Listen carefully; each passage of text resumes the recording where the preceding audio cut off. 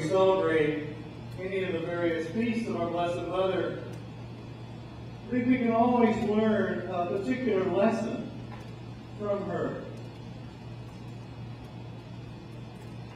And today, we just heard in our gospel about Mary visiting her cousin Elizabeth.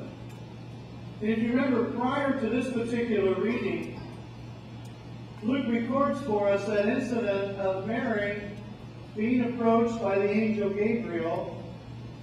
And remember, she was told that she was going to be the mother of God. She was going to be the mother of Jesus, God's Son. She probably, let's imagine, couldn't understand.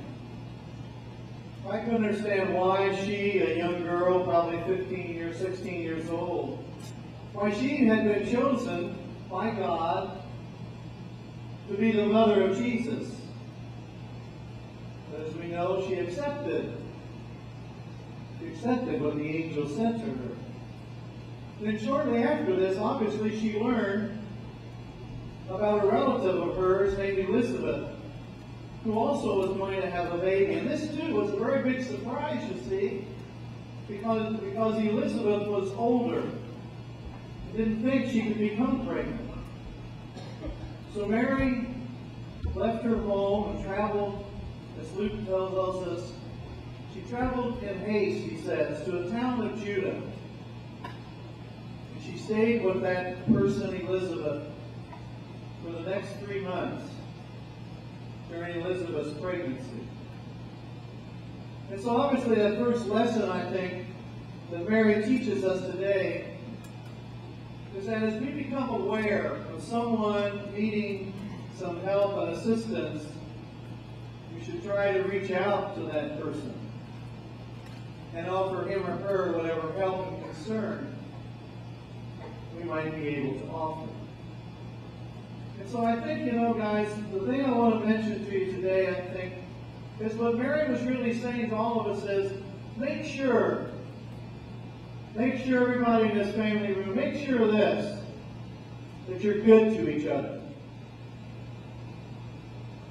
Make sure you don't look down on someone. Make sure you don't treat someone badly. Be good to each other. Don't be a problem to somebody else. Be a help. Be a friend. Once in a while you see a particular individual who's maybe having a problem, they call it fit in or whatever you want to call it. Try to help her. Try to help him. Be good to that person. Be good to each other. I can tell you this, that when you do that, you yourself will be a much happier person. And you have a much happier life. And you're good to other people. Understand what I'm saying? Make sure we learn that. I encourage you guys to be positive throughout this school year. Be positive about yourself. Be positive around your classmates, the kids around you, the teachers, the administration. Be positive. It just helps so much better when you're positive. Rather than have a negative attitude about yourself or about anybody, anything. As I said, guys, if you see someone being hurt in any way, step up and stop it. Be a help. Don't be a problem. And the second thing I think that Mary teaches us today is that everybody in this family room has been very gifted. We all have been blessed by God with many, many blessings and gifts. And Mary knew that. Here she was, a young girl, and all of a sudden the angel Gabriel says, you're going to be the mother of the Son of God. And she probably thought, why? Why me? And as we look at ourselves, everybody in this family room, everybody, all of us, have been very gifted and blessed by God, Make sure that you use those gifts. Try your very best, guys. Try your very best in whatever you're doing. Get in the classroom, on the athletic field, in the gym, in the fine arts center, whatever it is. Whatever it is. Use that talent and ability God has given to you.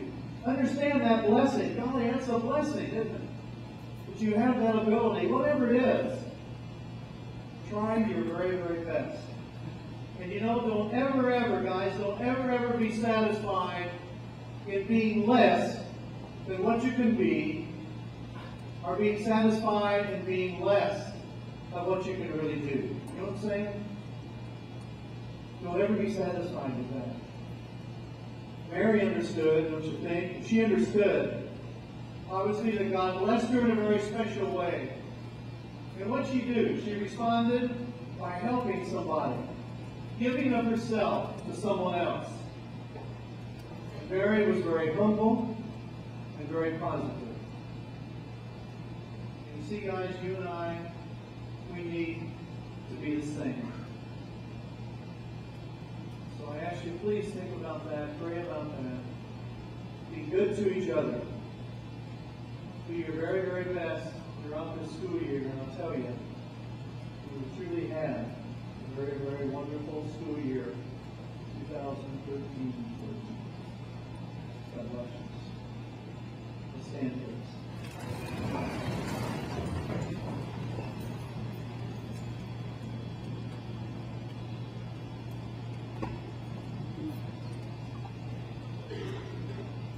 As always, as we continue on now, we want to offer to our God these special needs and petitions today.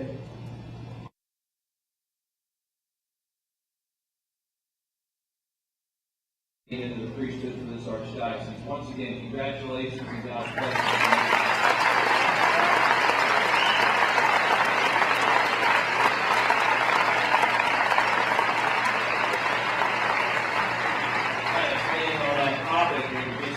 So you know, there are other rebels as well currently studying for the priesthood at St. Meinrad. We have some rebel ladies who are in formation programs for different religious orders.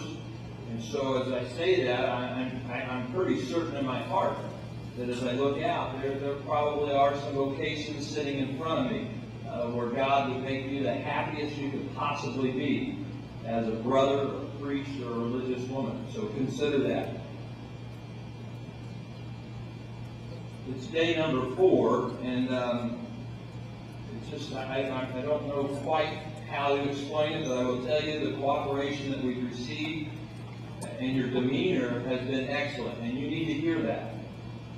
You need to hear that. The first day, as you know, is kind of chaotic. We've got people coming and going, and sophomores go here, and then we're all eating at the same time. The cooperation we received was excellent.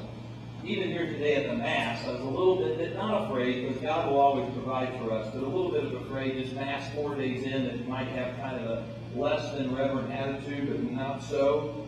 Your cooperation is noticed by many and appreciated by all. Those are not things we take for granted.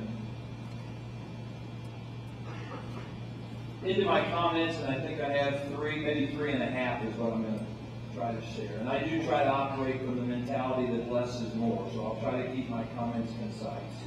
I'd like to speak first to the order of academics. There are no guarantees in life. I know that's a trite phrase, and I know you know that. But I will tell you this, if there aren't guarantees, there are some darn good principles that research has shown us are present in a very high percentage of folks who are successful out there in the world. I had an opportunity to read the book Outliers over this summer, and it talks about, it was trying to ascertain, it did a lot of research. These people that are so successful, what are their common denominators? Well, they found some common denominators, and they are this.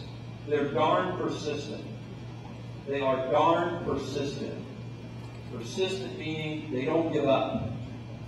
So when you're trying to solve that math problem and it doesn't work the first time, they kept going. They tried it the second time. You know what? When it didn't work the second time, they tried a third time. They're darn persistent. They have a level of stick-to-itiveness, which I think is just another way of saying persistent. They're going to stick with it. They have a goal in mind. They're going to pursue it. I encourage you to continue to try and live up to these in your academic studies. You're going to run into some chemistry equations that stump you. Okay? Don't give up on it. Don't give up on it. All right? Don't just say, well, I'll try to catch my tomorrow before school. Keep fighting through it. It's through that persistence that you'll find things. I want to ask you a question of you. How many of you see yourselves, especially academically, we're talking academics right now, how many of you see yourselves preparing yourself for college? I want to see a show of hands. How many of you see yourself preparing for college? Thank you. You're going to put your hands down. I'm not going to tell you that you're wrong, but I am going to challenge you to look at things a lot differently. I don't know that you're so much preparing yourself for college as you really should be thinking about your time here academically as preparing yourself for the job you want to have, the career you want to have. Some of you may be fortunate enough to find a job and work there in the same place for 40 years. But certainly, again, research is telling us that's not the world that we're evolving into. Okay? And I don't want you to really see yourself as preparing for college as, I'd like for you to kind of attack your studies in your life as, I'm right now, I'm preparing myself for the job and the career I want to have. What does that mean? What does that mean? I think it means that you need to continue to try to work on being readers, to read stuff. And not just read it to complete the assignment, read it to try and understand it. Read it to try and be critical about it. I agree with that. I disagree with that. This is why I disagree with that. You need to be writers. You need to be able to communicate your thoughts to others. You need to think critically. You can't take everything that's said to you verbatim and just assume that it's right. You need to think critically. You need to look through things. You need to think for yourself and not wait for the teacher to always lead you to the answer or just assume that whatever is said to you is the absolute truth. You need to be problem solvers. Look at our government and tell me there's not a void of problem solvers. We need problem solvers. People who will not simply sit there and butt heads all the time, but they'll sit down and talk and try to solve problems. We need team players. People who won't just isolate themselves. We need people who are going to work together for the common good of their family, the common good of their team, the common good of their school, the common good of their city, as opposed to what's in it for me. We need moral rocks. People who have a moral compass to them and are not driven by how much money it might make them or how much prestige they might gather. We need people who have a faith component to their life. So I say to you, I don't think you're really preparing for college. I really don't. I hope you start to see yourself as preparing for the career that you want to have. And I can tell you that employers aren't necessarily that fired up about your highest SAT. And employers eventually probably, I'm not saying your GPA is not important, it is. But that's not the characteristics that employers are looking for. Employers are looking for problem solvers. Employers are looking for team players. Employers are looking for creative minds that will try to seek out new and different ways. That's what's out there. That's what employers are looking for. Those are the types of people that are really, truly successful out there. So I just encourage you, are you really preparing for college? Or are you preparing for that life you want to have, or the career that you want to have? Second point, teaching is not easy. I know some of them probably make it look easy, but it's not easy. I'm going to say something I've never ever said before. Teaching is not easy, but I want to speak specifically to the idea of teaching religion to high school kids. You know what? 2 times 4 was 8 when I went to school. 2 times 4 is still 8, and when your kids go to school, 2 times 4 is still going to be 8. The Pythagorean theorem was there when I went to geometry. The Pythagorean theorem is there today, and the Pythagorean theorem is going to be there when your kids are in school. If You go ask Mr. North how to solve the mole equation, that's not changing. If you ask Mr. Grimes what's the law of gravity, the law of gravity didn't change from 5 years ago. English is a little bit different because there are different interpretations of literature, but still, vocabulary words have some defined meaning to them. You're going to be given writing assignments where you're going to have to understand what that author is trying to say. But what about when you get to your religion class? What is faith? What is faith? A lot of different ways to look at that. What is sin? What is sin? A lot of different ways to look at that. I'd like to put yourself in the position of that religion teacher. I assure you, their job, their goal, they do not see themselves as trying to brainwash you with Catholic doctrine. That is not their goal. What they really would like is for there to be a vibrant, active discussion of topics in those classes. At least that's what they like, that's what I would like. That there be an active, vibrant, mature discussion of the topics that you'll find yourself talking about. And that can be hard. Why is it so hard in a religion class? Well, because some of you are indifferent to your faith. Welcome to the real world. There's a lot of people indifferent to their faith. Some of you are not clear. Why does the church teach that? I've never understood. Why does the church teach that? Some of you come from homes where your parents blatantly disagree with church teaching. Make no bones about it. They'll tell you they disagree with that. So obviously you walk into your religion class with a little bit of a bias from the get-go. So I really don't want to, I'm not here to criticize or debate those. I want to say this.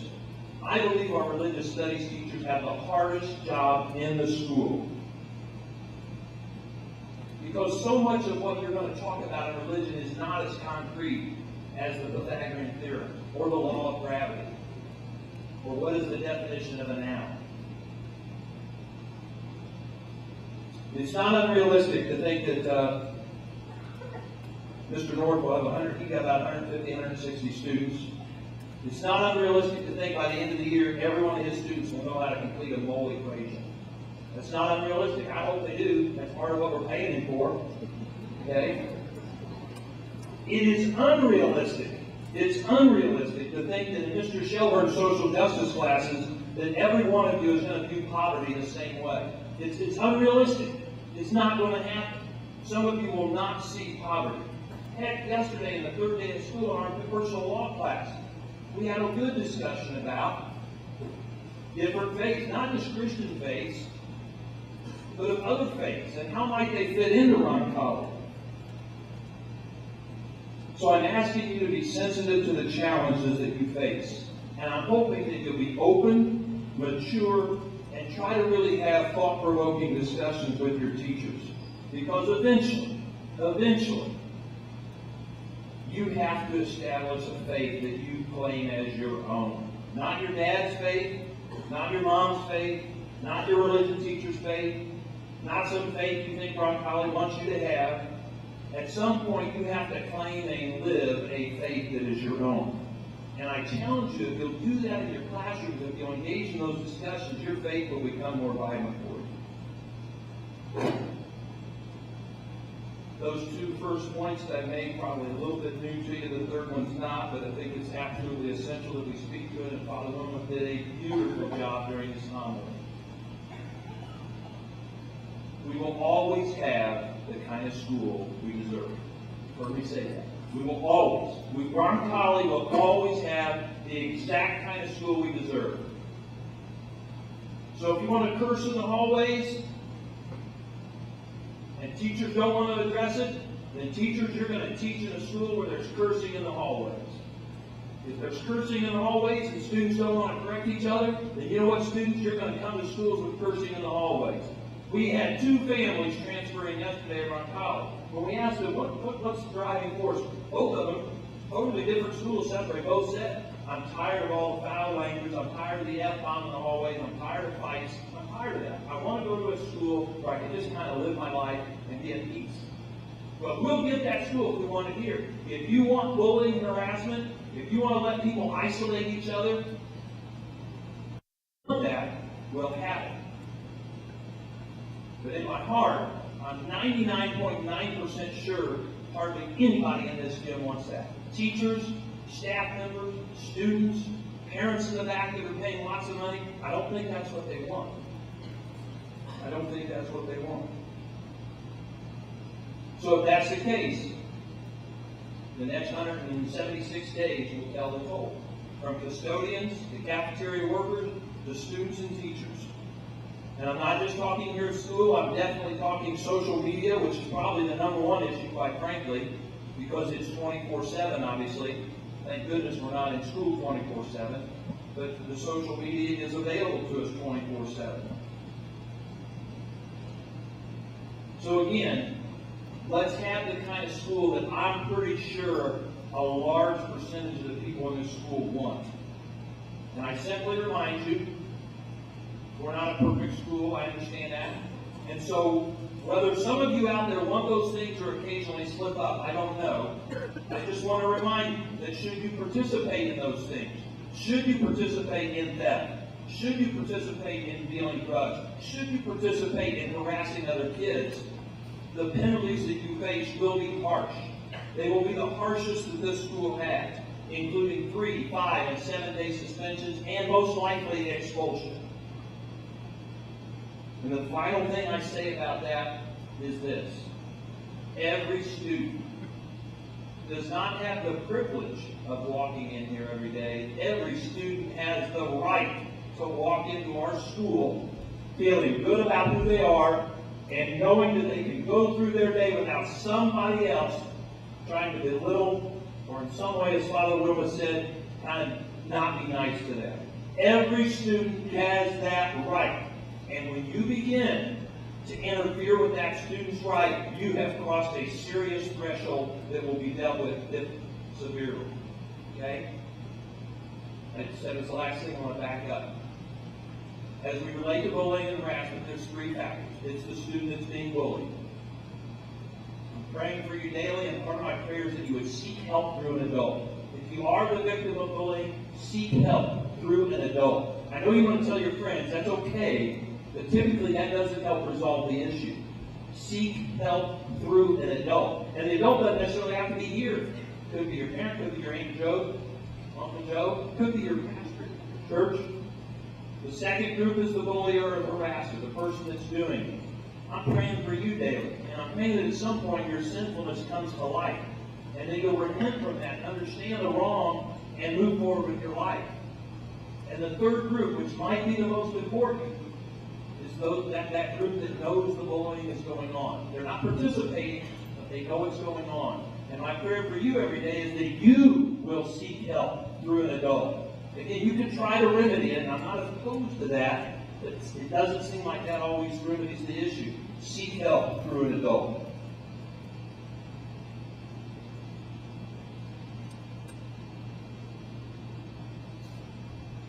Third thing, let's go to the focus of our school, and that is Papa Giovanni.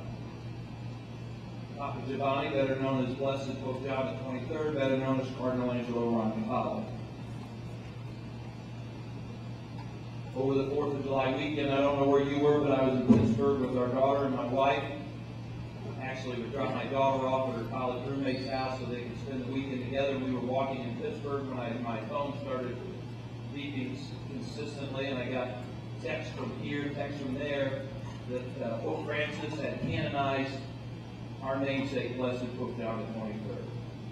What a great weekend, what a great way to celebrate the 4th, but most importantly, what an unbelievable honor for our school.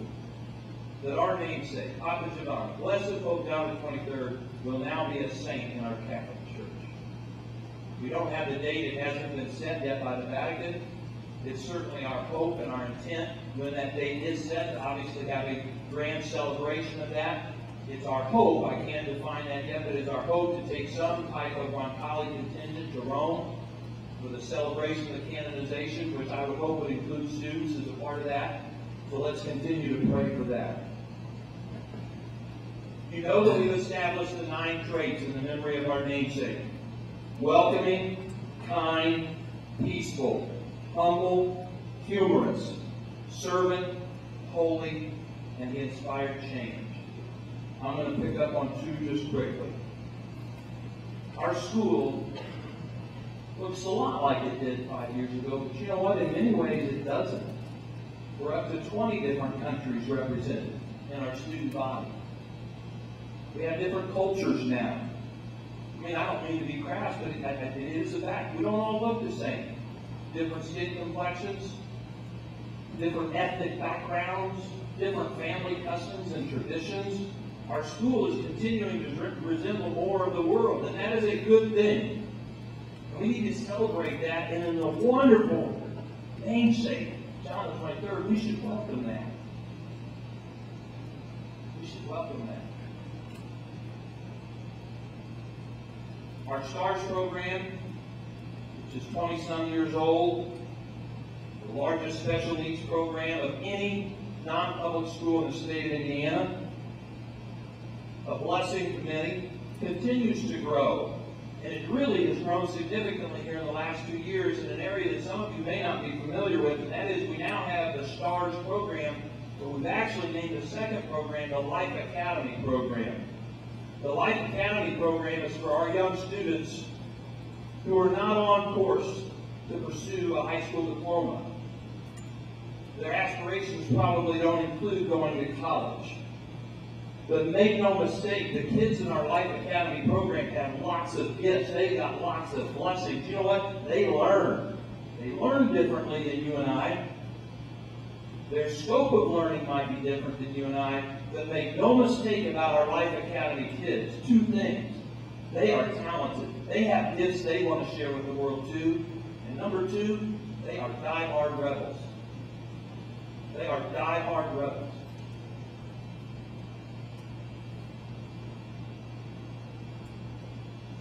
So we need to embrace them. Not just here. You embrace them at games. You embrace them at dances. You embrace them when you see them at the mall. You embrace them when you see them at church on Sunday. To be welcoming and kind to our students who transferred in. Probably know one or two people here. Let's be welcoming and kind to our new students who came to us from outside the deanery. They didn't go to school for 9 years with the same kids. Let's be welcoming and kind to our new teachers who've chosen to pursue a career among college. I want to say one thing about some of our Life Academy kids I forgot to mention.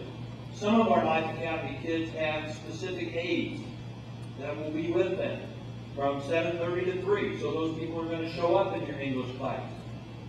They're going to show up in your religion class. So I just wanted you to know, how does that unfold? Some of them, not all, but some of them have aides that will be with them. Speaking of welcoming and kind, and speaking of the cooperation, I want to go back to the first day of school, and I talked to our seniors about abolishing the cutting in line in the cafeteria. And I know it's got a lot of emotion attached to it. I'd say that. But not just on your part. I've already had parents on both sides of this opinion calling me and voicing their opinion. So I know it's got a lot of emotion attached to it. And I'm not going to go into great detail. It just doesn't seem to fit with the idea of being welcoming and kind. And so we've asked our seniors to please lead us into a little bit of a new territory, in that there won't be cutting in the cafeteria line. I will also tell you, though, at least as long as I'm principal here, we believe in the magic of the senior year. Our administration, our faculty, we believe in the magic. It is a magical year. And because of that, we believe it does have, it carries responsibility, but it should also carry some benefits and some privileges. And so you have an out-of-uniform for them on Fridays. You have a senior picnic in May. But we're also going to let those seniors out of their class 2 minutes early to be the first ones in the cafeteria so they can have their lunches together. And so again, I'm asking all teachers to be aware of that. If you have kids, and it's only for their lunch period, so I'm going to quickly run through this. So when I'm doing announcements, if you have seniors that are in your 4th grade class that have a 5A lunch, they get out 2 minutes early. If you're a teacher that has a 5A Channel 1 and you've got seniors in your Channel 1, they get out 2 minutes early. The only real difficult period is this. It's those that have a 5A, 5B class.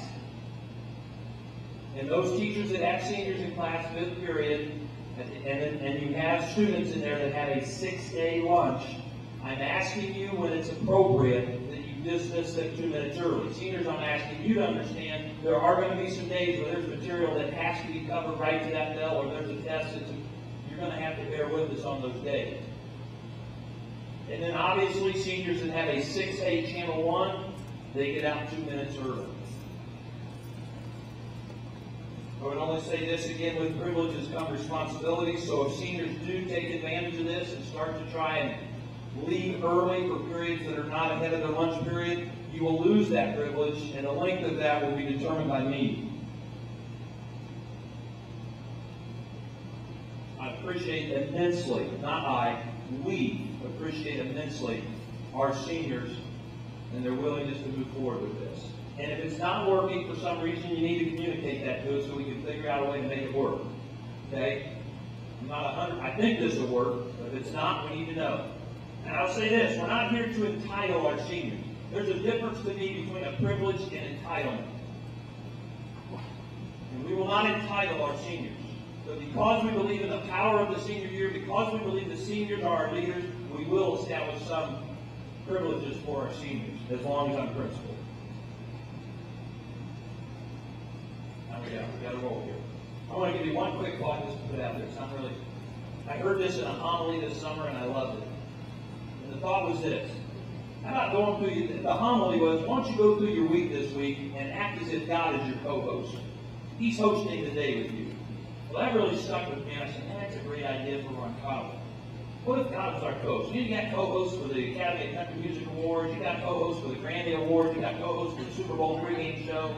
What if we had God as our co-host for every day here? God was our co-host in our classroom. God was our co-host at the cafeteria table. God was our co-host at the stadium in front of 5,000 people. God was our co-host at the dance where we have all these kids having fun at the dance. Just think about that. That's pretty neat. God is our co-host. So let's review. Are you getting ready for college? Are you preparing yourself for college? Or are you preparing yourself for a career you want to have? Think about that. Be mindful of the challenges that your religious studies teachers have, and be willing to engage in mature, thought-provoking, respectful discussions. We'll always get the kind of school we deserve. The answer to that question will be played out in the next 176 days. Be welcoming and kind to all. All, regardless of faith denomination, regardless of the depth of their faith, regardless of their ethnic background, regardless of their family's financial status, regardless of their sexual orientation. We are children of God. When I stand here, and I envisioned this last night, when I stand there at this gym, and I see this little thing here, this face here, I swear I did this. I wrote it last night. I can see this jolly old man, Papa Giovanni, walking right through those doors right there. Walking right in here. Pausing, stretching out those big arms that he always did with his big, warm Italian smile and saying, "Ah, my children of God, it's good to be with you." And he is with us. Every day he's with us in spirit. And you know what? By the end of the year, he's going to be with us as St. John the 23rd. God bless you. Now, what do you say, seniors? We stand up and we'll lean on.